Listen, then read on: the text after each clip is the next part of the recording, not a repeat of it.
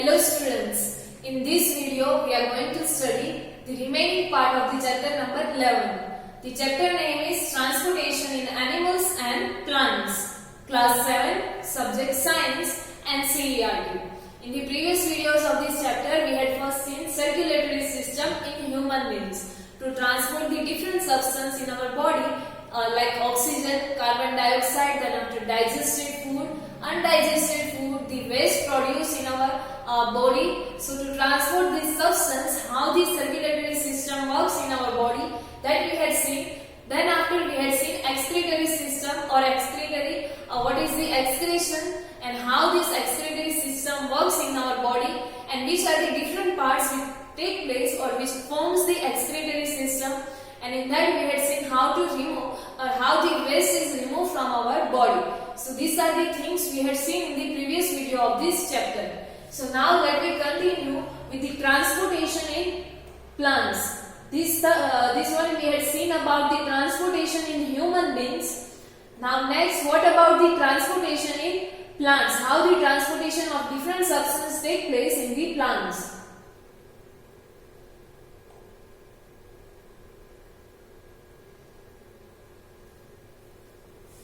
So here it is given to you transportation in plants. So in chapter 1 you have learned that the plants take water and mineral nutrients from the soil to the roots and transport it to the leaves. We had already studied that leaves or plants or trees, they absorb the nutrients and water which is necessary for that to prepare their food. So they are absorbing this all the waters and nutrients from the soil through their roots. So now question is that from the roots to the different parts of the plants, how these substances are transported or how the transportation of this substance take place. So the leaves prepare the food for the plant using water and carbon dioxide during the photosynthesis. First, what is the need for this water and nutrients? So we know that plants in the food, plants prepare their food by their own, and in the plants, the leaves prepare their food, or they are also known as the kitchen of the plants. So leaves prepare the food in the presence of sunlight, and in that they are utilizing water and carbon dioxide, and this process we know that it is known as the photosynthesis. So in this process they require the water. And you also learned in the chapter number 10 that food is the source of energy and every cell of an organism gets energy by the breakdown of the glucose. So the cells use this energy to carry out the vital activities of life. So what is the need of nutrients and to get the food? We know that and we had studied already that food is the source of energy, and by breaking down of that food, or you can say glucose, we are getting the energy which is necessary for the life processes which are occurring in our body. So it is necessary that all these cells of living organism, it is supplied to the food, or it is supplied with the food or the energy to perform the vital, that means important life processes which is occurring in our body. So therefore food must be made available to every cell in an organism. Like the plant also, it is also living organism, so it is necessary to apply the energy or to each and every cell of the organism. So now have you wondered that how water and nutrients are absorbed by the roots and it is transported to the leaves? The question is same. So we had seen what is the requirement of nutrients and water. So in that we had seen that to prepare the food, the plants require the water, and for their growth also they require the nutrients. So now the question is that how the roots are absorbing the water and nutrients, and if they are absorbing, then how they are transporting this water and nutrients to the rest of the parts of the plants. So how is the food prepared by the leaves carried to the parts which cannot make the food? And we know that in plants or trees all the parts cannot make the food. So after preparing the food, it is necessary to reach or to give the food to each and every part of the organism or each and every part of the plant or tree. So the question is also that how the leaves are transporting or they are giving this food to other parts of the plant. So how the transportation of these different substances, that is nutrients, water and food, it take place in the plants. So for that transportation of water and minerals, next topic is given to you. So now let me see how the transport of water and minerals take place in the plants.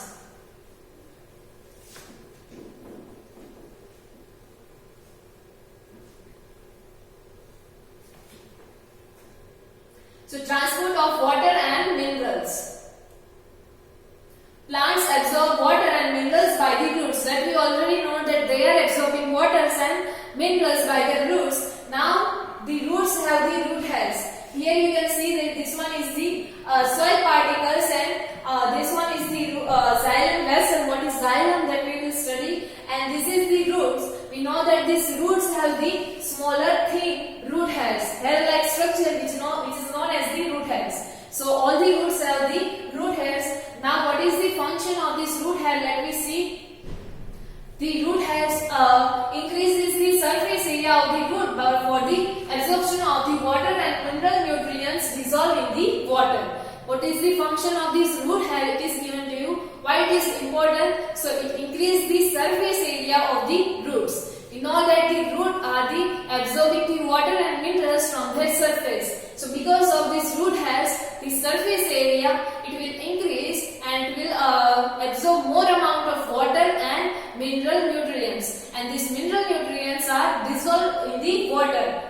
So this is how they are taking the water and minerals from the soil through the roots. So the root hairs is in contact with the water which is present between the soil particles. And between the soil particles there is a space. In between that space the water particles are present. So root hairs are in contact with these water particles and they are absorbing these water particles. Now can you guess how water moves from the roots to the leaves? Now roots has absorbed the water particles. Now how this water it will reach to the leaves to prepare the food. So what kind of transport system is present in the plants?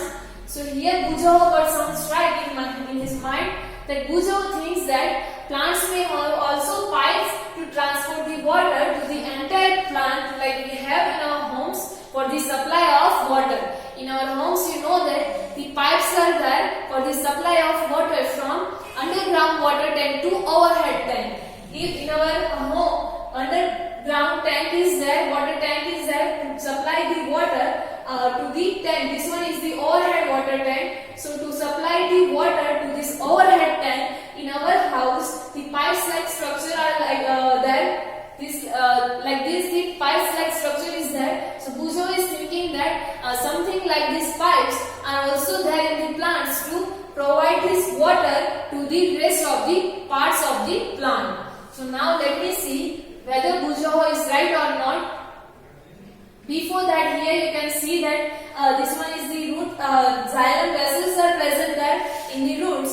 These are the vessels which transport the water from one part of the plant to the other part, and then those vessels are known as the xylem. This one is the soil particles, and in between the soil particles, water is there present in the form of moisture. So this one is the root. So root hair absorbs these water particles and it transport like this. Here the direction is shown to you by the arrows. They transport the water to the other parts of the plant or leaves. Here in this you can see the roots absorbs the water. So this blue color arrow shows the transportation of water from roots to the other parts of the plant, and this red color arrow shows the transportation of food which is prepared by the plants by the leaves, from leaves to the rest of the parts of the plant. So that is shown to here. Now let me see how the water is transported from roots to the leaves.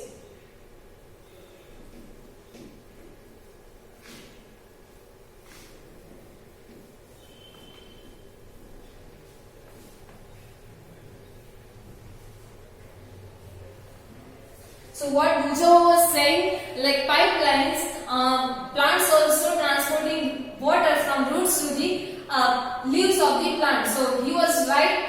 Plants have pipe-like vessels to transport the water and nutrients from the soil.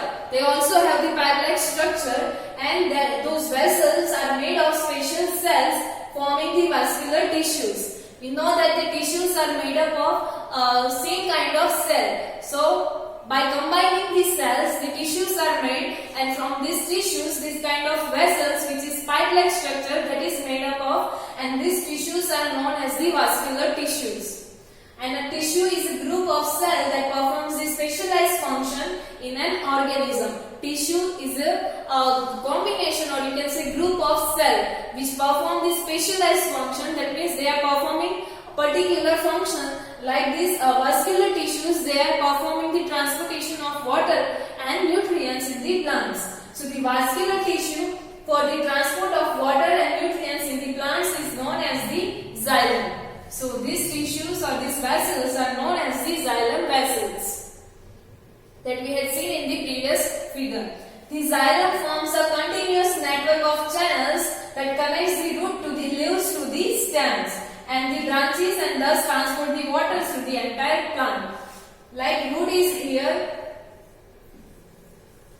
This is your tree. Underground the roots are there. Then this xylem is the network of channels. That means in the plants, this kind of channels or you can say network of these xylems or pipes are there, and it is reached to the leaves of the plant through the branches. So in branches also this xylem is present. So it transports the water from the roots to the leaves. How we are transporting? So it is that from the roots they are transporting to the stem. This one is the stem of the plant. So they are transporting water to the stem. Then after these branches of the plant, and then after to the leaves. So this is how they are transporting water from root to the stem to the branches to the leaves and different parts of the plant. That means the water reaches to the entire plant.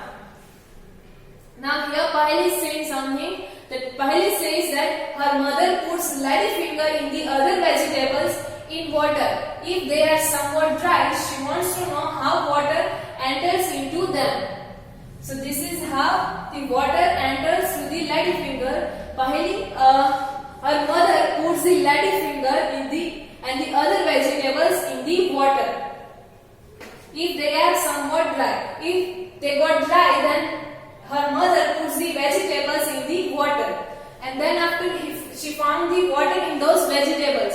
So how the water come into those vegetables? So this is how the network, we have seen that channels of the network. That means xylem is present in all the vegetables, or you can say all the parts of the plants, that is in vegetables also, and through which the transportation of water take place. And this is how the vegetable get wet, or you can find the water in those different parts of the plants.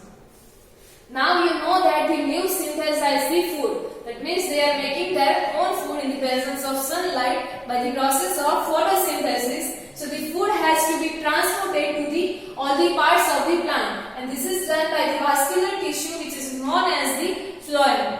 We had seen that vascular tissue, which is used to transport the water, that is known as the xylem, and the vascular tissue, which is transport the prepared food by the leaves of the plant to the rest of the parts of the plant, that is known as the phloem. Two types of vascular tissues are there, that is xylem and phloem. Xylem is for the transportation of water, and phloem is for the transportation of the food. So thus xylem and phloem transport substance in the plants. These two kinds of vessels are there. Like in our body, we have the arteries and veins for the transportation of blood, transportation of different substance through the blood, and we have arteries and veins. Same like that, the plants have the xylem and phloem to transport the different substance, that is xylem for transportation of water and phloem for transportation of food. Here one activity is given to you. Activity number 11.3. To see that how the water, or really in such manner, in really this water is transported from the stem, from the roots to the stem to the leaves, or at the end different parts of the plant. Does it take place? That we have to find. So here we would require a glass tumbler, water, red ink, a tinder herb. That means a herb which can bend easily. You do not have to break the herb, but you have to take the newly grown herb. Like example here one given to you, that is balsam. You can take the another herb also, herb you will study that this is the three types of trees are there, or you can say plants are there. It is herbs, shrubs and tree. Herb is the smaller one which has the smaller in size, so that you have to take the stem of the herb. And blade, so these are the things you require for this activity. For this activity you have to pour the water to fill 1/3 of the tumbler. You have to take the glass tumbler and then after you have to fill that glass tumbler 1/3 with the water and add the few drops of the red ink to that water. Then after cut the base of the stem of the herb and place in the glass. Here it is shown to you, and then after you have to observe for some minutes to this glass tumbler. Like this, you have to take the glass tumbler, fill it with the 1/3 of water, and then after cut the stem of that herb and put the stem like this one. And in that water you have to you have to add few drops of the ink. Stem which is placed in the color water, and then after you have to observe. Now let me see what you will find after performing this activity. Here figure is also given to you. Before that, let me see what are the questions you have to observe. So does any part of the herb appear red? We had added the red ink. So does any part of the herb appear red in color? Or if yes, then how do you think the color reached there? Here in the figure you can see that 11.8. Here you can see that in B, water moves up in this stem. To this stem, to the branches or to the leaves, the water is moved, and with that water, the red ink which we had added in the water, that will also move from one part to the other part. And here in the figure C, you can see the enlarged view of open end of this stem. From the open end, that is this one, that you have to observe, and you can see here red colored dots. So that is from where this red color came. So ink which we added in the water, from that we can see the red color in the stem or the herb which we had taken for the activity. And if you had not observed or you can't find, then you can also cut the stem across and you can also look the red color inside the stem, like what we had seen in the figure. Now from this activity we say that the water moves up in the stem, and in other words the stem conducts water, and just like the red ink minerals dissolve in the water also moves up the stem and along with the water. Just like this ink is dissolved in the water, so with water this dissolving moves upward from the stem to the leaves, and just same like that the minerals or nutrients which is dissolved in water, it is transported from the stems to the other parts of the plant. Or we can say that water moves upward, and water and minerals go to the leaves and other parts of the plants through the narrow tubes which is known as the xylem, which is present inside the stem of the plant. We had seen that the xylem is this made up of vascular tissues, and it is like the channels or tubes which transport the water in the plants. Now Pooja wants to know why plants absorb a large quantity of water from the soil, then give it off by transpiration. We know that the transpiration occurs in the plants. Transpiration, we also know the transpiration, that means evaporation of water from the leaves of the plant. So that means the plants are evaporating water from their leaves by the process of transpiration. So why these plants, if they are evaporating water by the transpiration, then why they are absorbing more amount of water? So now let me see what are the requirement of the water in the plants. So for that, here next transpiration is given to you.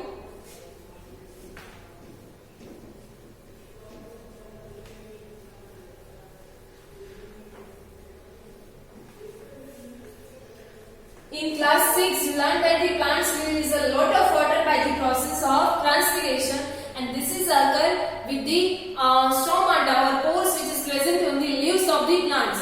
Pores, that means small holes, which is known as the stomata. And through this stomata they are transporting transpiration, or you can say they are evaporating water which they are absorbing. So plants absorb minerals, nutrients and water from the soil. Not all the absorbed water is utilized or used by the plants. The water evaporates through the stomata which are present on the surface of the leaves by the process we known as the transpiration. The water plants are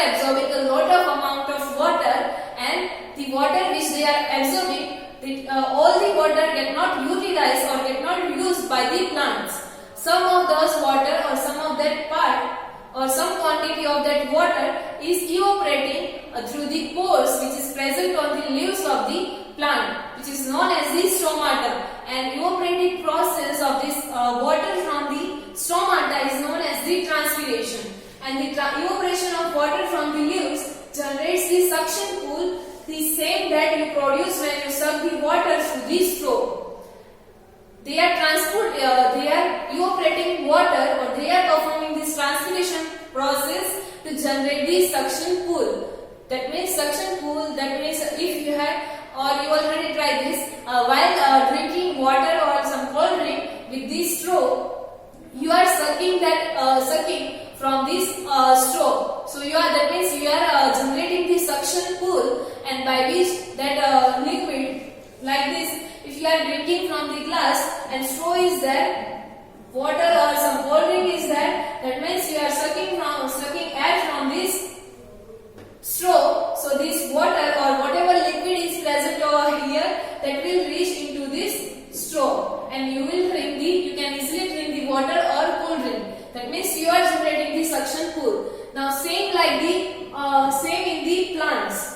They are absorbing the water and they are transporting they are evaporating the water from the leaves. So that means they are draining or they are generating the suction pool, and because of that, the water which is present in the soil, it get absorbed by the roots easily. So which can pull water to great heights in the tall trees. We know that the height of the trees are very tall, like coconut trees. So to reach the water at such a height, they are generating this kind of suction pool through the transpiration process. So transpiration also cools the plant, and we know that the transpiration cools the plant. It will reduce the temperature of the plant. So that is the function of transpiration. Why the transpiration is there in the plants? You might have the question that we know that the gravitational force, if we are dropping something from some height, then that object will reach to the ground. So you might have question that gravitational force works in this direction. That means the water, if you are dropping something from here, that will reach to this. But water is transporting in the plants in the other direction like this. These two are the totally opposite directions. So how the water can be transported to the tall trees, or how this reach to the different parts of the plants like leaves. So that is the suction pool. The reason is suction pool. Through this suction pool or through this transpiration, the transpiration process generates the suction pool, and because of this suction pool, the water will absorb easily from the roots and it will reach to the height of the tall trees. So this is the reason why transpiration is there in the plants. So here our chapter number 11 gets over. Here some keywords for the chapter is given to you. You have to write these keywords in your notebook before writing the exercise of this chapter. So now let me see the keywords of this chapter.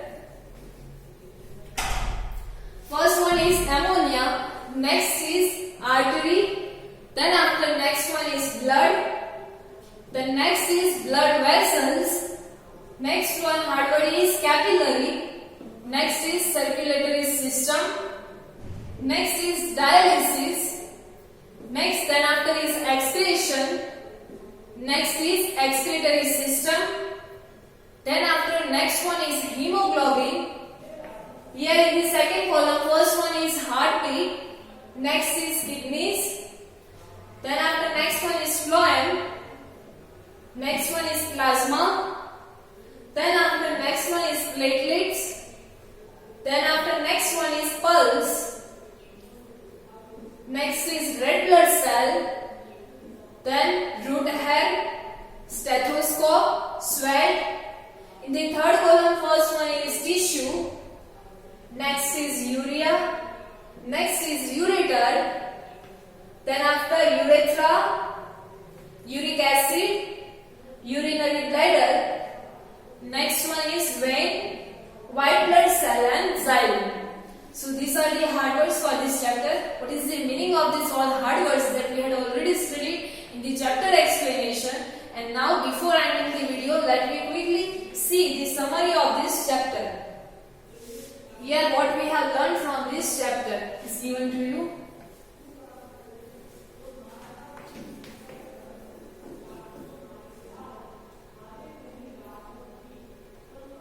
So in most animals, we had seen that in most animals, the blood that circulates in the body distributes the food, then after oxygen to the different cells of the body, and it also carries the waste products from different parts of the body for excretion. We had seen that the blood in a human being or in animals, it circulates the blood and it transports the different substances like oxygen, food, then after waste products also for the excretion. Then next we had seen the circulatory system consists of a heart and blood vessels, that is arteries and veins. These together works heart, arteries and veins, they together performs the function to make the circulatory system. Next we had seen that in humans, blood flows through the arteries and veins and the heart acts as the pumping organ. That means it pumps and it reaches or it helps to reach the blood into the different parts of the body.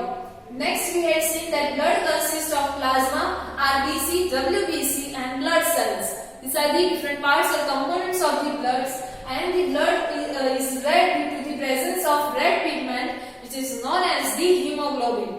Hemoglobin is the red pigment and because of that the color of the blood is red. Next we had seen that the human heart beats about 70 to 80 times per minute in an adult person, and this is known as the heart rate. So this is generally normal heart rate of an adult person, that is 70 to 80. That means this many times our heart beats or adult person's heart beats in a minute. Next we had seen that the arteries carry blood from the heart to all parts of the body. It carries blood from heart to the rest of the body parts, and generally it carries the blood which is rich in oxygen. Next we had seen that the veins carry blood from all parts of the body back to the heart. From other parts of the body to the heart, the veins carry the blood and generally it carries the blood which is rich in carbon dioxide. Next we had seen that the removal of the waste products from the body is known as the excretion. We know this process as the excretion, and in which we are removing the waste products from our body. Next, then after we had seen that the excretory system.